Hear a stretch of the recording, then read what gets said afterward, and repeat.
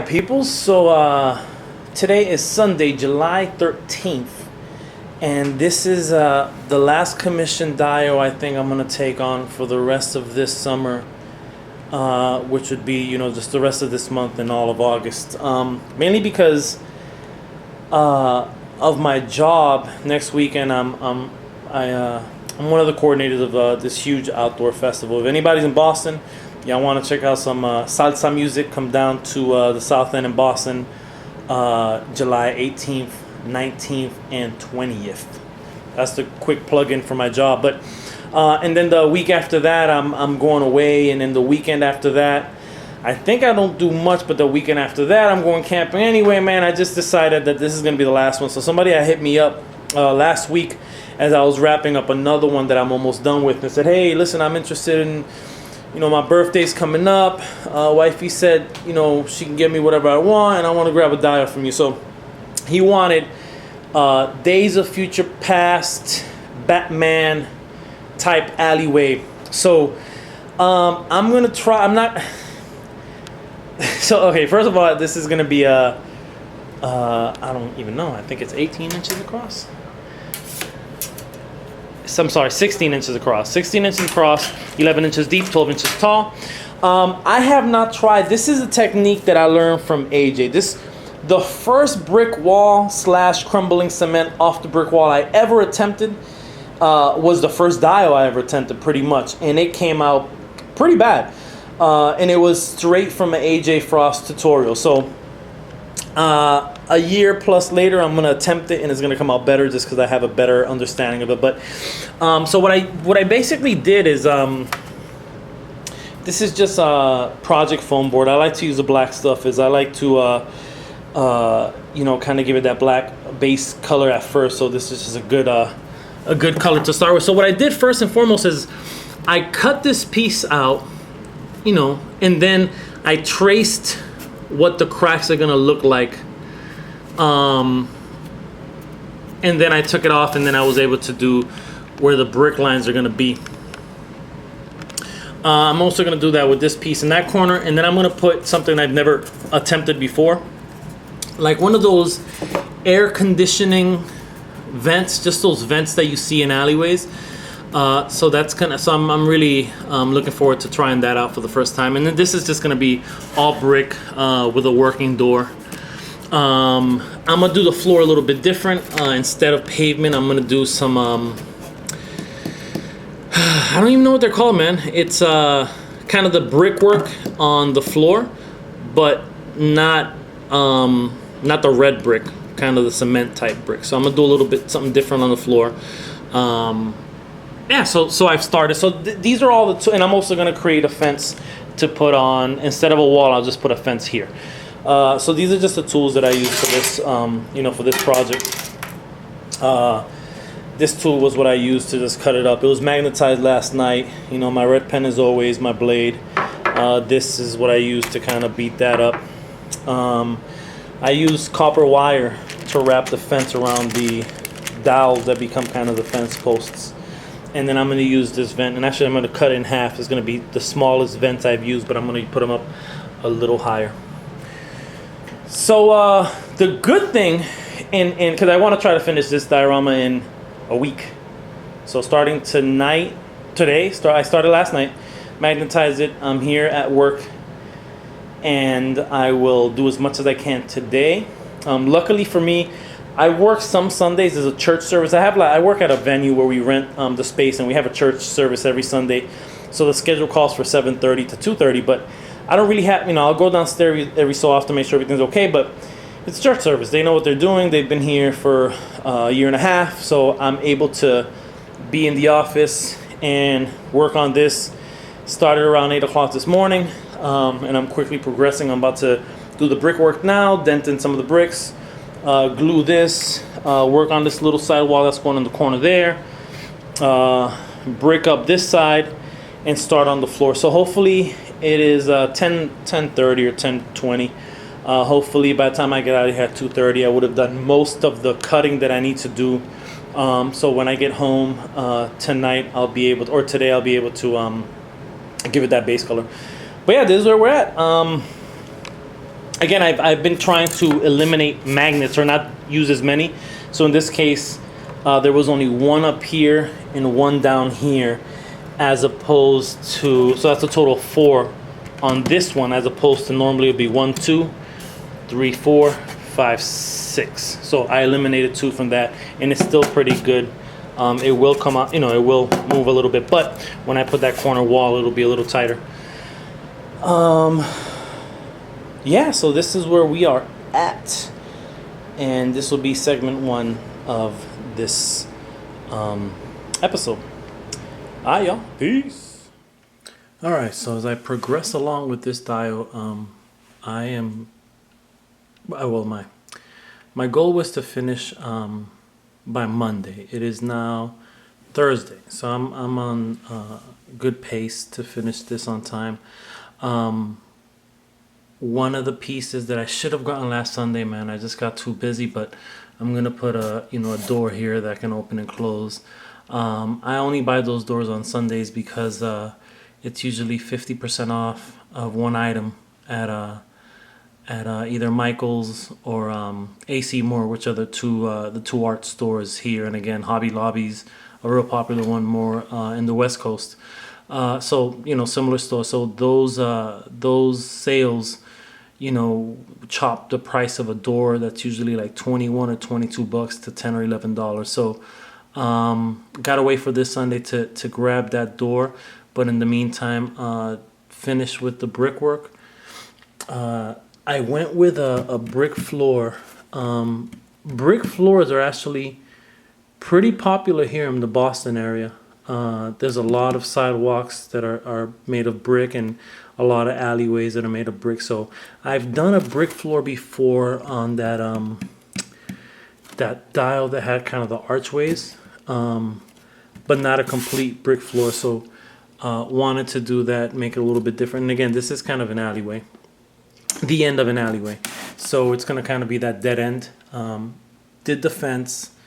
I put some pictures up on the dial structure page on kind of the materials that I use for the fence, but pretty much it's dowel rods. This is a plastic gutter mesh, and this is copper wire. So I think at one point everybody was using chicken wire, which is still a really good choice, especially if you're going to kind of dent up the fence. It gives it a more realistic look. But chicken wire is a pain in the ass, man, to work with. That. I tried it a little bit, and I just was like, eh. So if I ever do something where I need to rock out a fence where it's bent up or whatever, I'll turn to chicken wire. But in the meantime, I think this works just fine. SK Files, aka EJ, on that dial structure page, I mentioned that it's a good idea to sand these down so that the paint adheres to the plastic, and I definitely I did that. It's a I don't want to say it's a huge fence, but let me see. Let me grab a. It goes right over here.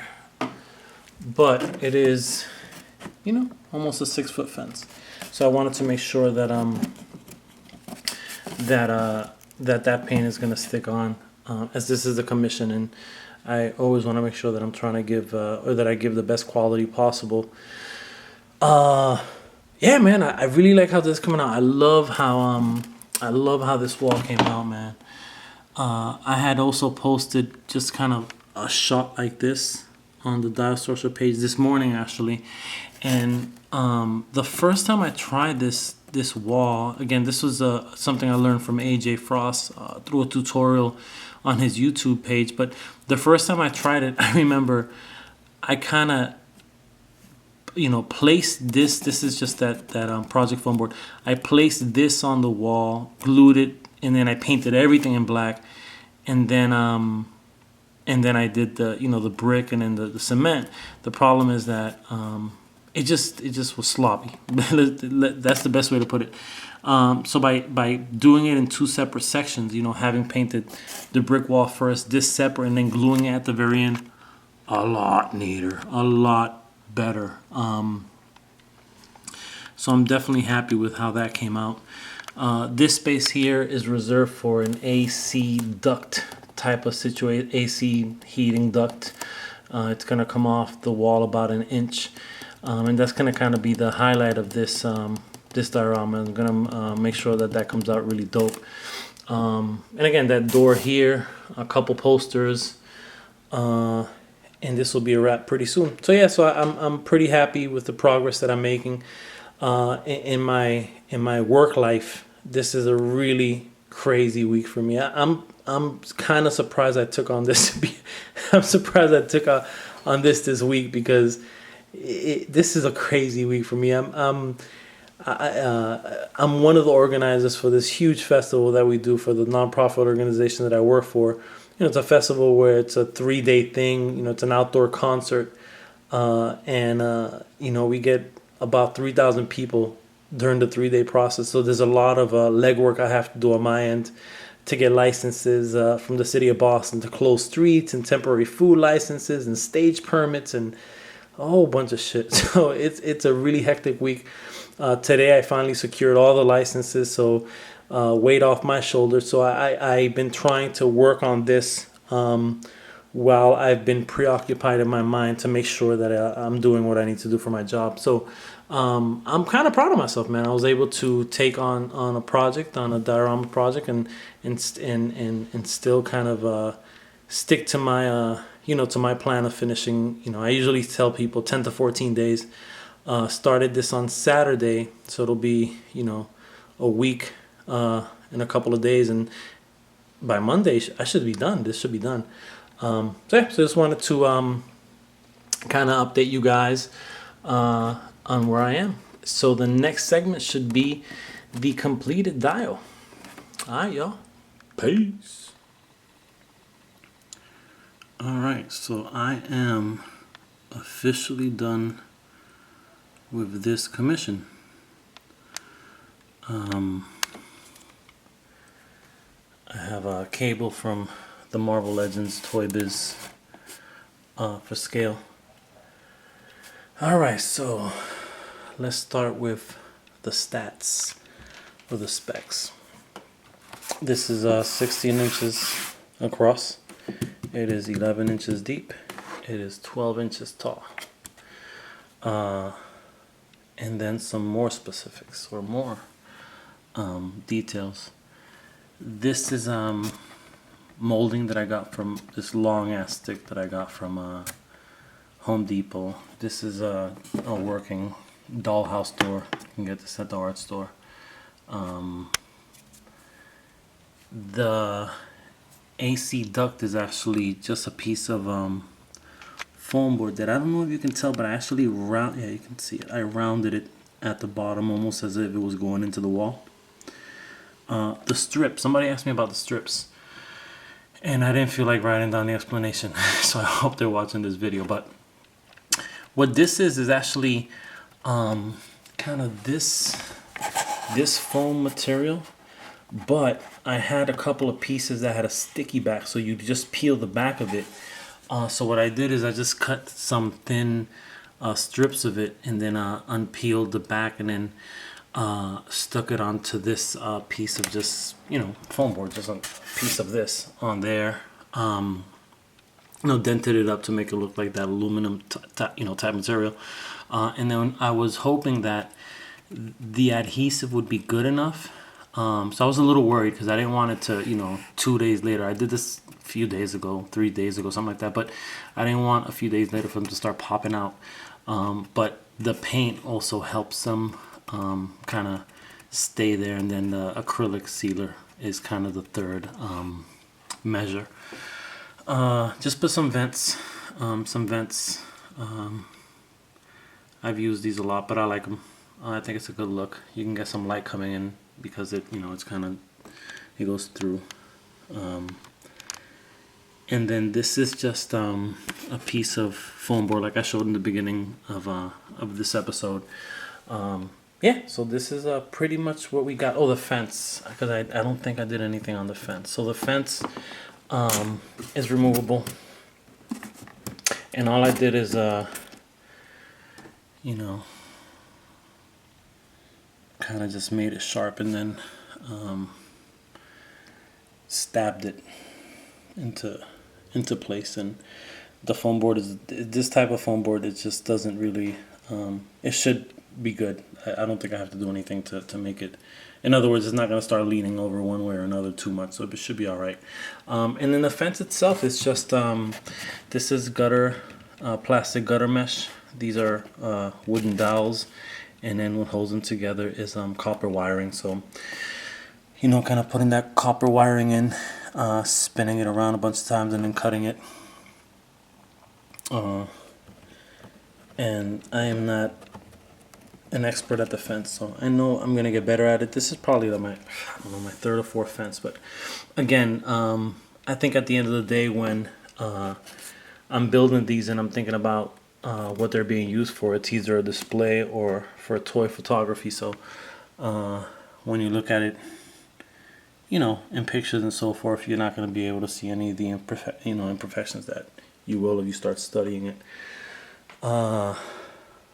Yeah, man, so this is pretty much it. Again, went with the brick floor just because it's a popular thing here in Boston. And, you know, I'm a Bostonian, and I always push, I always represent my city. So anytime I can sneak a little bit of that into a dial is I'm always cool with. Yeah, man, I think that's pretty much it. Everything is acrylic, painted by acrylic paint. I think a lot of that question gets asked a lot. People have different techniques. I personally just go to Home Depot, or excuse me, AC Moore, and I get the Apple. I think they're called Apple Crater barrels or some shit. I don't know, but they're like $1.29. This one is actually the brick color that I've been using for all of my brick. Is the color is named brick. It's by a company called My Studio. So I like it because it takes 2 coats. I've said this before. It takes 2 coats. But the great thing about it is that it gives it a great finish because it's kind of a watery paint, so it actually works in this case. Usually watery paint sucks, but yeah, and that's pretty much it. I'll break it down as I usually do at the end of these videos, and so y'all can see the end result. So again, the fence is removable. And then one wall,